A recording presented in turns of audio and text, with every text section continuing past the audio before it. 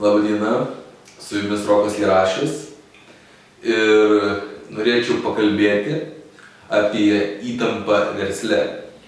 Kodėl jinai jaučiama, ką daryti, kad kiek galima jinai būtų mažiau jaučiama, nes, kaip žinote, didelė įtampa jinai tiesiog žaloja, jinai veikia negatyviai, žmonės nesimiega naktimis, nes tiesiog visą naktį galvoja apie tam tikrus procesus, kurie vyksta versle.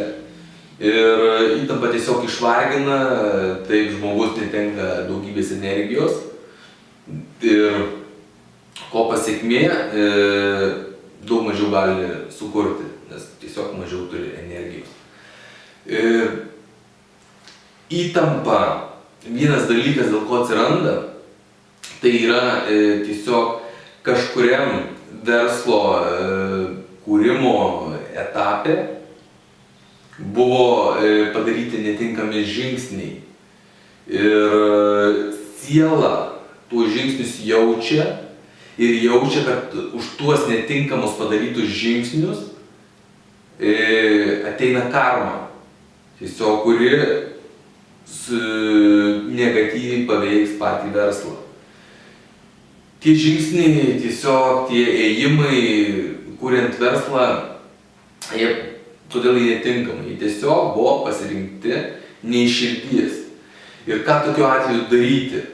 Reiktų su matymu pagalba pažiūrėti, kokie konkretūs žingsniai buvo padaryti netinkami, suvokti juos ir tiesiog tas pasekmes ir tuos procesus, kai galima pakeisti, suvokus.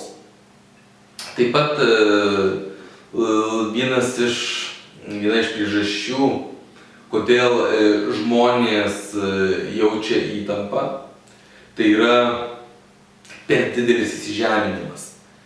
Tarkim, esu minėjęs vienam video, kai žmonės per daug nuėję į dvasingumą, jie nuo žemės tiesiog pakyla į viršų. Optimaliai žmogus eidamas subtiliuose jis turi matytis, kad jis tiesiog eina žemės paviršių normaliai. Kai žmogus būna per daug įsižeminęs, tai jisai tiesiog jau būna per didelį žemės trauka ir, galima sakyti, tiesiog įtraukia, jisai eina jau su visa žeme ir visą, galima sakyti, žemę stumia į priekį. Kodėl taip atsitinka? Viena iš priežasčių tai yra žmonės įsikelia per didelius savo tikslus. Ir tas noras juos pasiekti per daug juos įžemina. Ir kai kurie lektoriai, mentoriai sako, kad reikia įsikelti labai didelius tikslus ir per tuos didelius tikslus tiesiog vis tiek mažiau ar vis tiek daugiau pasieksim, nei įsikėlę mažus tikslus.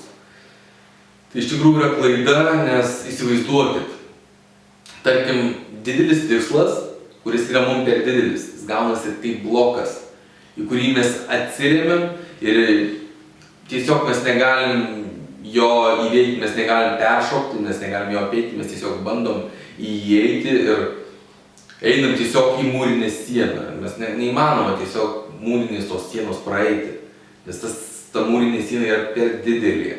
Ir tokiu būdu mes tiesiog prarandam labai daug energijos. Tikslus reikia pasirinkti per širdį. Ir tada tuos tikslus tikrai mes galim įgyvendinti. Ir tokiu būdu mes vėlgi nejausim tos per didelės įtampos įsikėlę savo labai didelius tikslus. Taip pat čia tik viena iš daugelio priežasčių, dėl ko atsiranda didesnis įsižeminimas, nei turi būti. Bet tas kitas priežastis vėlgi reikia tiksliai pamatyti per matymą ir kiekviena situacija yra individuali ir kiekviena situacija gali būti skirtinga. Tikslę situaciją galima tiksliai pamatyti tik dirbant su tuo žmogumi.